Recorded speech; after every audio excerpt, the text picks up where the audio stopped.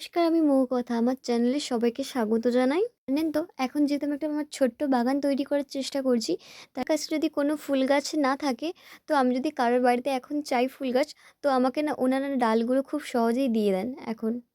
এমনই হচ্ছে আজকের এই ঘটনাটা। আমি গিয়েছিলাম পড়তে, পড়তে গিয়ে দেখলাম একজনের বাড়িতে এই গাছের ডালটা। আমি দেখলাম যে এই গাছটা যেহেতু আমার কাছে নেই আমার ছাদ বাগানের মধ্যে, তাই জন্য আমি এই গাছটা নিয়ে আসবো ভাবছিলাম। তখনই দেখলাম ওদের বাড়ি থেকে গাছের ডালগুলো ফেলছে। আমি বললাম যে, "আমি এই গাছের ডালগুলো নিতে চাই।" তখনই ওরা বলল যে, "হ্যাঁ, নিয়ে যেতে পারি যতগুলো আমি চাই।" তো আমি ওখান থেকে ৩ টে ডাল নিয়ে এসেছি। সেই ৩ টে ডাল থেকে আমি চারা করব। সাদা কালারের জবা ফুলগুলো যে হয়ে থাকে তারই গোলাপি কালারের এটা। খুব একটা গাঢ় গোলাপি নয়, এটা একদম হালকা গোলাপি কালারের ফুলটা। আর এটা আমার ছাদ বাগানে এর আগে ছিল না, তাই জন্য আমি এটা নিয়ে এসেছি। আমার কাছে তো জবা ফুলের অনেকগুলোই ভ্যারাইটি রয়েছে যেগুলোকে আমি ডাল থেকে চারা বানিয়েছি, আর সেই ভিডিও আপনাদের সঙ্গে আমি শেয়ার করেছি। যারা দেখেননি তারা চাইলে চ্যানেলে গিয়ে দেখে আসতে পারেন। যে ডালগুলোকে আমি নিচের দিকটাকে কোনা করে আর ওপর দিকটা হালকা কোনা করে কেটে নিয়েছি।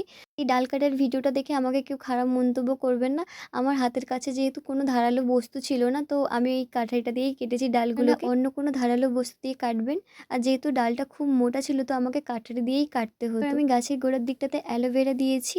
ডালের যে মাথার দিকটাতে, ওই মাথার অংশটাতে আমি দিয়েছি অনেকটা হলুদ। একই পদ্ধতিতে আমি আর ডালগুলোতে সেম এরমভাবেই করেছি। গোড়ার দিকটাতে অ্যালোভেরা দিয়েছি আর মাথার ওপর দিকটাতে দিয়েছি হলুদ। ৩ টে ডালকেই আমি জলের মধ্যে ভিজিয়ে রেখেছি।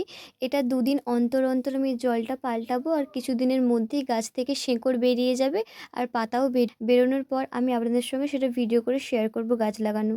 এই ভিডিওটা আপনাদের কেমন লাগলো কমেন্ট করে জানান, আর যদি ভালো লাগে চ্যানেলটাকে সাবস্ক্রাইব করে পাশে থাকবেন। আর এটাকে ভিডিও না দেখে থাকলে চ্যানেলে গিয়ে দেখে আসতে পারেন।